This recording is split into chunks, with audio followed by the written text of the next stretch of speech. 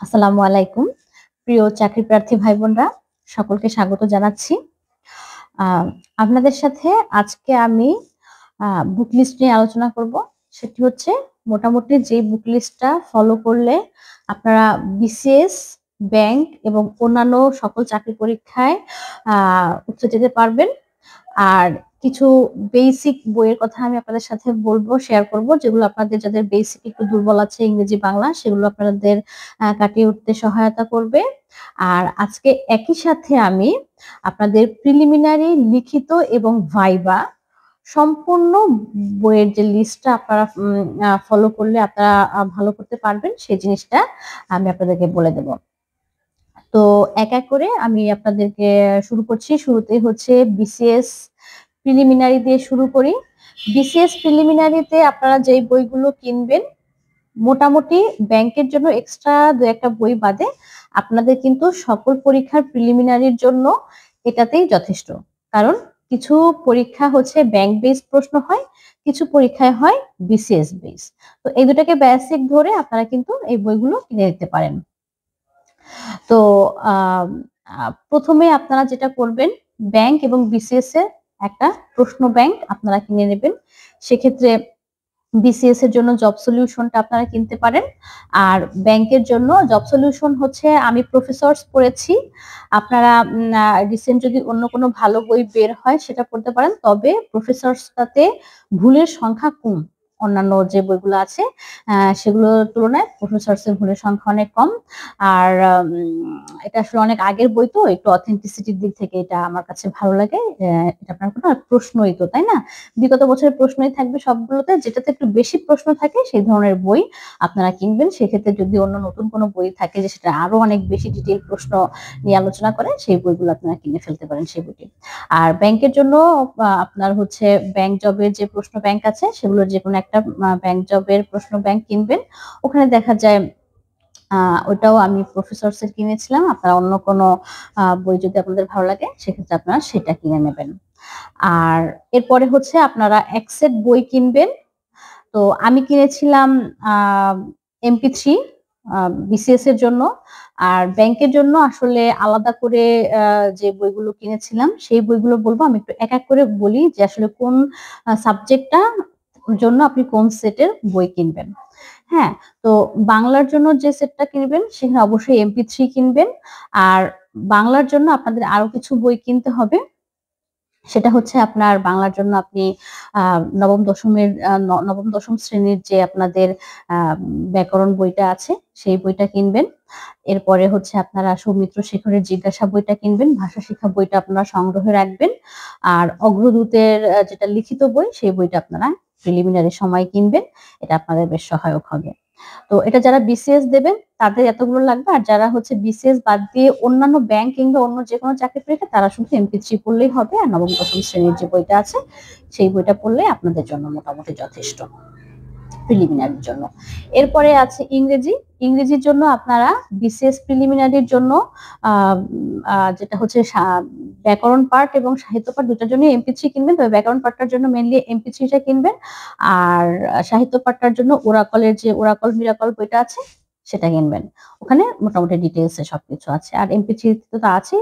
সাহিত্য পাঠটা আসলে খুব বেশি বই পড়ার মতো কিছু নাই ইংরেজি। কারণ এটা হচ্ছে আপনার সাহিত্য লিখিততে গিয়ে আসলে আসে না আর, এখানেই শেষ। হ্যাঁ? তো এটা মোটামুটি এই বইটা কিনলে হবে। আর ইংরেজির আপনাদের বেসিকটা যাদের দুর্বল আছে তারা আ ইংরেজির জন্য আরো কিছু বেসিক বই কিনবেন। সেটা হচ্ছে আপনার ইংলিশ ফ্রি হ্যান্ড রাইটিং টা ভালো করার জন্য কলেজিয়েট পাবলিকেশনের আ যে কম্পোজিশন এর যে বইটা আছে, আ আ সেই বইটা আপনারা কিনবেন। এরপরে হচ্ছে ওখানে কলেজিয়েট পাবলিকেশনের মানে হচ্ছে প্যাসেজ, গ্রামার, হ্যাঁ, গ্রামার লেটার এর একটা বই আছে। এটা বললেই রকমারি.com থেকে আপনারা এটা কিন্তু অনলাইনে পারচেজ করতে পারবেন। চাইলে ইয়েতে আপনার বইয়ের যে দোকানগুলো আছে নীলক্ষেতে, সেখান থেকেও কিন্তু এটা কালেক্ট করতে পারবেন। হ্যাঁ? তো এই বইটা কিনবেন। আর মার্ফির যে ব্যাকরণ বইটা আছে সেই বইটা কিনতে পারেন। আর 'a passage to the English language' Zakir হুসাইনের এই বইটা, যারা একেবারেই ইংরেজিতে দুর্বল তারা কিন্তু এই বইটা কিনে একেবারে শুরু থেকে গ্রামারের রুলস গুলো পড়ে ফেলতে পারেন। এটা আপনাদের ইংরেজির যদি কোনো দুর্বলতা থাকে সেটা কিন্তু আপনাদের খুব সুন্দরভাবে এটা সলভ করে দেবে। আর ব্যাকরণের আর হচ্ছে ভোকাবুলারির জন্য আমি জিআরই ভোকাবুলারিটা পড়েছি। তবে জিআরই ভোকাবুলারিটা শেষ করাটা অনেক কঠিন। এটা যদি আপনারা স্টুডেন্ট লাইফে থাকেন তাহলে এটা কিনতে পারেন। আদারওয়াইজ আপনারা হচ্ছে যদি জাস্ট এখনই চাকরি পরীক্ষায় ঢুকে যাচ্ছেন এরকম হয় তাহলে আপনারা অবশ্যই জিআরই ভোকাবুলারিটা না কিনে আপনারা সাইফোর্স যে ভোকাবুলারিটা আছে ওয়ার্ড স্মার্ট এর বই আছে একটা। তাছাড়া কিছু বই এখন পাওয়া যায় যেগুলো নেমোনিক দিয়ে হচ্ছে ভোকাবুলারিটা ওরা প্রকাশ করেছে। সেটাতে দেখা যায় নেমোনিক থাকলে আপনার মানে মনে রাখার জন্য সুবিধা হয়। তো সেই বইটা আপনি সংগ্রহ করতে পারেন। হ্যাঁ, তো এই গ্রামার, ব্যাকরণ আর সাহিত্য পাঠের জন্য এটাই। আর যারা হচ্ছে বিসিএস বাদ দিয়ে ব্যাংক কিংবা অন্যান্য আচ্ছা আরেকটা বই এখানে কিনবে সেটা হচ্ছে আ প্রফেসরস এরই আছে যে প্রিভিয়াস ইয়ার্স এর কোয়েশ্চেন ব্যাংক আছে যেটা সেই বইটা আপনারা কিনবেন competitive English for competitive exam এর যে বইটা আছে সেটা অথবা মাস্টারের এখন বইটা খুব নাকি প্রচলিত আছে। ওটাও নাকি খুব ভালো। আমি শুনেছি, আমি বইটি দেখিনি। ওইটাও কিনে নিতে পারেন। হ্যাঁ? তো এখানে মোটামুটি গ্রামার আর হচ্ছে লিটারেচার আর যদি বেসিক এর দুর্বলতা থাকে সেটা আর একটা বই পিসি দাসের বইটা আমাদেরকে আগে ছোটবেলায় কিনতে বলতো। সেই বইটাও রাখতে পারেন। ওখানে আসলে আপনার গ্রুপ ভার্ব তারপরে ইডিয়মস ফ্রেজ যেগুলো হচ্ছে আপনার পরবর্তীতে অনুবাদে লাগবে সেই ধরনের বই কিনে নিতে পারেন। তো এটা গেল হচ্ছে মোটামুটি বিসিএস এর জন্য। আর যারা ব্যাংক কিংবা অন্যান্য পরীক্ষা দেবেন তাদের জন্য ব্যাংকের জন্য আলাদা করে একটু অ্যানালজির জন্য আপনারা একটা বই কিনে নিতে পারেন। আর ভোকাবুলারি সেম। আর হচ্ছে এই তো গ্রামার এগুলোই ভালো মতো পড়লে ব্যাংকের জন্য আপনার কাভার হয়ে যাবে। আর ব্যাংক বেস অন্য যে কোনো প্রশ্নের জন্য কাভার হবে, আর বিসিএস বেস যদি হয় সেটার জন্য কিন্তু কাভার হয়ে যাবে। তো এই গেল ইংরেজি। এরপরে গণিত। গণিতের জন্য হচ্ছে আপনারা যাদের বেসিক দুর্বল আছে তারা অবশ্যই ক্লাস 6 থেকে নবম দশম শ্রেণীর যে জেনারেল ম্যাথটা আছে আর সায়েন্সের হায়ার ম্যাথটা আছে সেটা যারা বিসিএস দেবেন তারা শুধু হায়ার ম্যাথটা করবেন। যারা বিসিএস দিচ্ছেন না তাদের হায়ার ম্যাথটার দরকার নেই। তারা শুধু জেনারেল ম্যাথ পর্যন্তই পড়বেন। তো এটা একটু করে ফেলবেন তাহলে আপনাদের বেসিকের যে দুর্বলতা আছে সেটা আপনাদের যেমন একদিকে ঠিক হয়ে যাবে, অন্যদিকে হচ্ছে আপনারা যারা বিসিএস পরীক্ষা দেবেন এইসব বই থেকে কিন্তু হুবহু অঙ্ক তুলে দেয়। হ্যাঁ, অনেক গাইড বই পড়েও অনেক সময় দেখা যায় কমন পড়ে না, কিন্তু এগুলো কিন্তু অল্প কিছু অঙ্ক আছে এগুলো করেই কিন্তু হুবহু কমন পড়ে যায়। তো এই বইগুলো শেষ করবেন। আর বিসিএস এর জন্য আপনার যেকোনো একটা বই সেটা এমপি3 হতে পারে। হ্যাঁ, এমপি3টা রাখতে পারেন। আর হচ্ছে তো এমপি3টা রাখবেন। আর এই নবম দশম শ্রেণীর বই আর হচ্ছে লিখিত একটা বই আপনার প্রিলিমিনারি সময় রাখতে পারেন। সেটা ওরাকল কিংবা অ্যাসুরেন্স যেকোনো একটা হতে পারে। তবে এমপি3টা রাখবেন। ওখানে আছে অঙ্ক ভালোই মোটামুটি। তো এইটা গেল। আর হচ্ছে যারা এটা বিসিএস বেস যারা আছেন তারা, আর যারা ব্যাংকের একই সাথে প্রিপারেশন নেবেন তারা হচ্ছে আপনারা খাইরুস যে অ্যাডভান্স ম্যাথটা আছে আর আগারওয়ালের যে ম্যাথটা আছে আর সাইফুরসের ম্যাথ। হ্যাঁ? এই ৩ টা মানে খাইরুস অ্যাডভান্স ম্যাথটা কিনবেন আর আগারওয়াল আর হচ্ছে সাইফুরস এই ২টা থেকে যেকোনো একটা কিনবেন। আর কারো যদি এমনিতে বই কেনার অভ্যাস বা হ্যাবিট থাকে সে কিন্তু চাইলে ৩ টা বই কিনে রাখতে পারেন। জাস্ট মানে করেন বা না করেন আপনার সংগ্রহে থাকলো বইগুলো। বই কিনতে আসলে কার্পণ্য করা ঠিক না। তো এই বইটা আপনারা কিনে ফেলতে পারেন। তাহলে আপনাদের বিসিএস এবং ব্যাংক মোটামুটি কাভার হয়ে যাবে। মোটামুটি না খুব ভালোভাবেই কাভার হয়ে যাবে। এত কি পড়া যায় নাকি বলেন? তো বাংলা, ইংরেজি, গণিত গেল। এরপরে আসি সাধারণ জ্ঞানে। সাধারণ জ্ঞান বাংলাদেশ এবং আন্তর্জাতিক বিসিএস এর জন্য এমপি3 যথেষ্ট। গাইড বই আর অন্য কিছু কেনার কোনো দরকার নেই। এত বেশি পড়ে আসলে কোনো লাভও নেই। তো এটা করবেন এবং এটাতেই আপনার হচ্ছে বিসিএস, ব্যাংক সহ অন্য সবকিছুতে কিন্তু এইটাতেই কাভার হয়ে যাবে। সেক্ষেত্রে এমপি3টাই আমার কাছে ভালো লেগেছে। এমপি3টাই আপনারা কিনে ফেলবেন।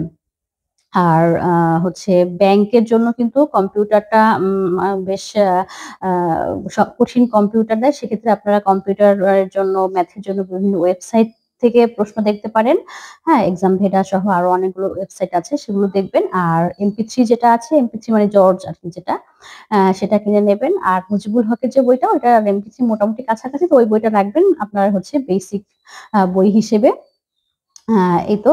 আ আর এটা তো আপনার বিসিএস ব্যাংক কাভার হবে। আর অন্যান্য যে চাকরি পরীক্ষা সেখানে তো আসলে কম্পিউটার ২-১ টা দেয়। সেটা নিয়ে আসলে এত বদার হওয়ার কিছু নেই। ব্যাংক আর বিসিএস বেস এভাবে পড়লে ওটা কাভার হয়ে যাবে।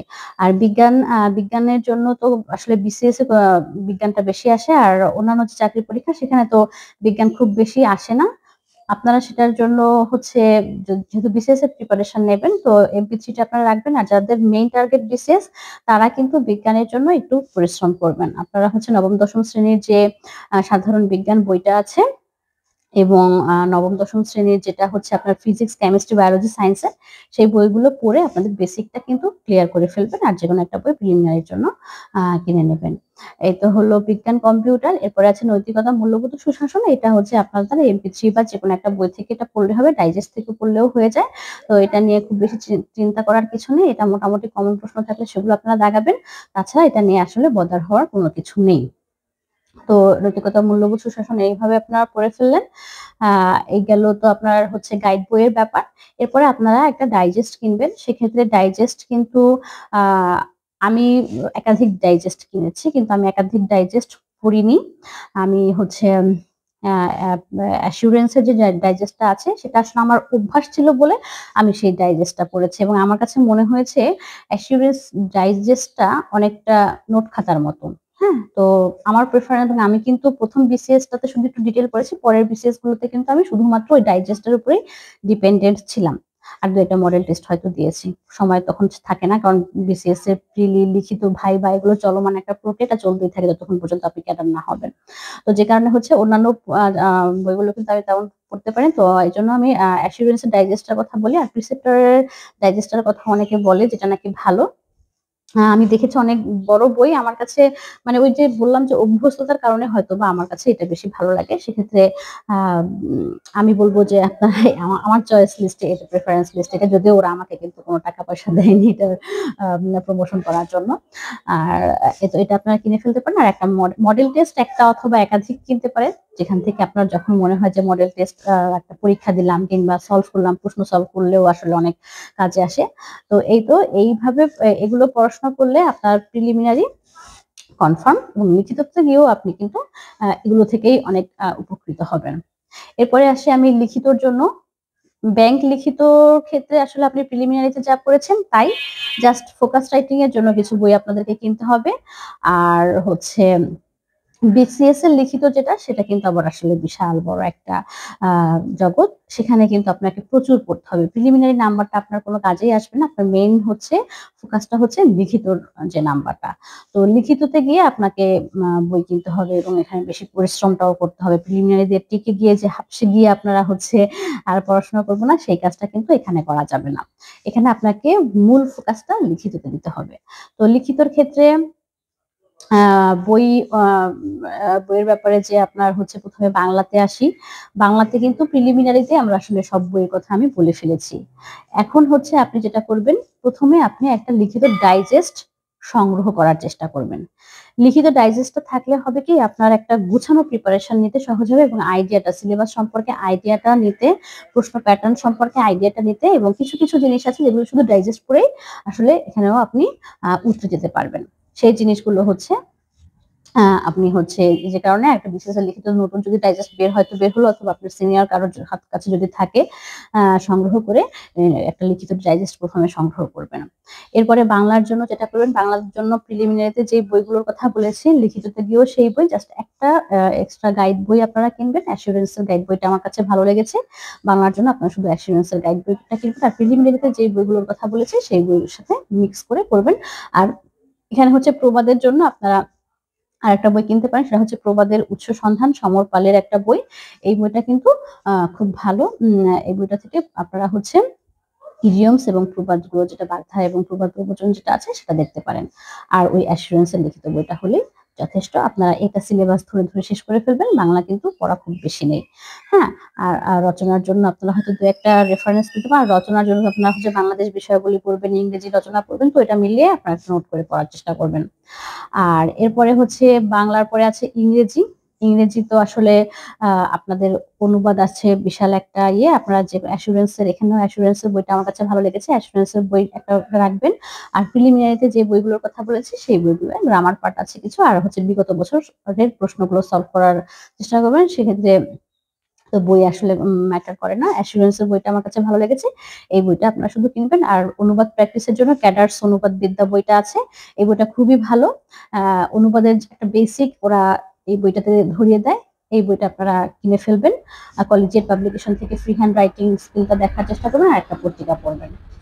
হ্যাঁ, এটা গেল ইংরেজি। আর গণিতের জন্য যেটা আমি প্রিলিমিনারিতে বলেছি, এখানে প্রিলিমিনারি আর লিখিতর সিলেবাস মোটামুটি কাছাকাছি। গণিত ওখানে কমপ্লিট হয়ে যাবে। আসলাম। গণিত ওখান থেকে গণিত আপনি মোটামুটি কমপ্লিট করে ফেলতে পারবেন। তো এই গেল হচ্ছে আপনার আর গণিতের জন্য আপনি হচ্ছে অ্যাসিউরেন্স অথবা ওরাকলের লিখিত একটা বই, সেটা আমি প্রিলিমিনারি সময় কিনতে বলেছি। সেই বইটাতে আপনাদের যথেষ্ট সিলেবাস ধরে ধরে বোর্ড বই থেকে কোয়েশ্চেনগুলো আগে সলভ করবেন। এরপরে হচ্ছে গাইড বই যদি পারেন সময় হয় তাহলে গাইড বইটা সলভ করবেন। হ্যাঁ, তো এই গেল গণিতের বিষয়। এবার বাংলাদেশ বিষয়াবলী। বাংলাদেশ বিষয়াবলীর জন্য আপনাদের এখানে কিছু বই কিনতে হবে এক্সট্রা আরো। প্রিলিমিনারির সময় আপনারা হচ্ছে জন্য আপনারা ওই আরিফ খানের যে ব্যাখ্যাসহ সংবিধান, সেই সংবিধানের বইটার লেটেস্ট এডিশনটা কিনবেন। হ্যাঁ, কারণ এখন যে দেশের পট পরিবর্তন হয়েছে, সেজন্য কিন্তু সংবিধানে বেশ কিছু পরিবর্তন আসবে। সেটা আর সংবিধান মনে রাখার জন্য কিন্তু ছন্দে ছন্দে সংবিধান একটা পাওয়া যায়। সেটা জাস্ট আপনার মনে রাখার জন্য, মানে অনুচ্ছেদগুলো মনে রাখার জন্য আপনি সেই ছন্দে ছন্দে সংবিধানটাও কিন্তু কিনে ফেলতে পারেন। আর অর্থনৈতিক সমীক্ষা, হ্যাঁ, অর্থনৈতিক সমীক্ষাটা আপনাদেরকে রাখতে হবে বাংলাদেশ বিষয়াবলীর জন্য। এটা বাংলাদেশ বিষয়াবলী ইংরেজি রচনা, বাংলা রচনার জন্য কাজে দেবে। তো অর্থনৈতিক সমীক্ষাটা রাখবেন। আর এখানে বাংলাদেশ বিষয়াবলীর জন্য আমার কাছে প্রফেসরসের বইটা ভালো লেগেছে। আপনারা প্রফেসরসের বইটা পড়বেন। প্রফেসরসের বইটা গুছানো, ভালো গুছানো আছে। আর নাইম স্যারের বই পাওয়া যায়। নাইম স্যারের বাংলাদেশ এবং আন্তর্জাতিক দুইটার জন্যই তার বই আছে। ওনার নাম বললেই বইটা দিয়ে দেবে। আমার তো নাইম স্যারের আন্তর্জাতিক এবং বাংলাদেশ বিষয়াবলীটা কিনে ফেলবেন। এটাতে খুব গুছানো আছে। বাংলাদেশ এবং আন্তর্জাতিক বিষয়াবলী যদি ডেটা রিলেটেড প্রশ্ন আসে, তার বইটা থেকে কিন্তু খুব ভালো কমন পড়বে। এখানে আমি অ্যাসুরেন্সটাকে অ্যাভয়েড করতে বলি, কারণ ওরা খুব থরো লেখা লিখে। তো থরো লেখা লিখলে আসলে খুব বেশি নাম্বার ক্যারি করা যায় না বাংলাদেশ বিষয়াবলীর ক্ষেত্রে। তো মোটামুটি এইটা আর বাংলাদেশ বিষয়াবলীর একটু এগুলো পড়লেই মোটামুটি আপনার যথেষ্ট। আর আন্তর্জাতিক বিষয়াবলীর জন্য আরিফসা হচ্ছে আপনারা নাইম স্যারের বইটা তো কিনলেনই। এরপরে হচ্ছে আপনারা আব্দুল হাইয়ের আন্তর্জাতিক বিষয়াবলীর যে বইটা আছে, আব্দুল হাই ওনার হচ্ছে আন্তর্জাতিক বিষয় পর্যালোচনা রিলেটেড একটা বই আছে। এটা অনেক মোটা একটা বই।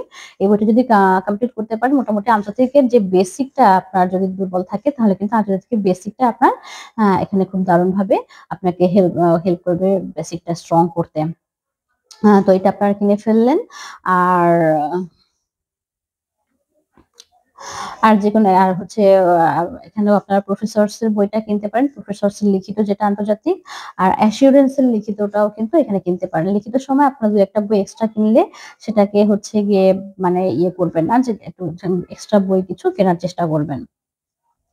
তো এই গেল হচ্ছে আন্তর্জাতিক বিষয়াবলী। বিজ্ঞান এবং কম্পিউটারের জন্য আপনারা যে MP3 এবং মুজিবুল হকের বইটা ইসের জন্য প্রিলিমিনারির জন্য পড়েছেন, সেটাই আপনারা গিয়ে লিখিতর জন্য পড়বেন। আর অ্যাসুরেন্স এর যে গাইডটা আছে সেটা থেকে আপনারা আর বাকিগুলো শেষ করে ফেলবেন। আর বিজ্ঞানের জন্য সেম, বিজ্ঞানের জন্য আপনারা হচ্ছে এখানেও অ্যাসুরেন্স অথবা প্রফেসরস এর বই কিনবেন। অ্যাসুরেন্সটাই আমার কাছে বেশি ভালো লেগেছে। অ্যাসুরেন্সটা বিজ্ঞানের জন্য কিনে ফেলতে পারেন। প্রশ্ন ধরে ধরে সব কমপ্লিট করে ফেলবেন। হ্যাঁ, ইলেকট্রিক্যাল পার্টের জন্য আপনারা কোনো একটা কোচিং সেন্টারের যদি নোটশিট, বিশেষ করে ওরাকলের একটা নোটশিট পাওয়া যায়, সেটা যদি কালেক্ট করতে পারেন সেটা খুব ভালো। ওখানে খুব সুন্দর করে গুছিয়ে লেখা আছে। তো এটা যদি কালেক্ট করতে পারেন, এটা কালেক্ট করে ফেলবেন। আর এই তো বিজ্ঞান, কম্পিউটার চলে গেল। বাংলাদেশ আন্তর্জাতিক বিষয়গুলো এই তো। আর আপনাদের যার সাবজেক্টিভ যে ইয়ে আছে, সেটার জন্য কিন্তু আপনাদের ওই যে আপনারা নিবন্ধনের কিছু বই আছে, আবার হচ্ছে বিভিন্ন অনার্স লেভেলের যে বইগুলো আছে, সেই বইগুলো আপনারা কিনে ফেলবেন।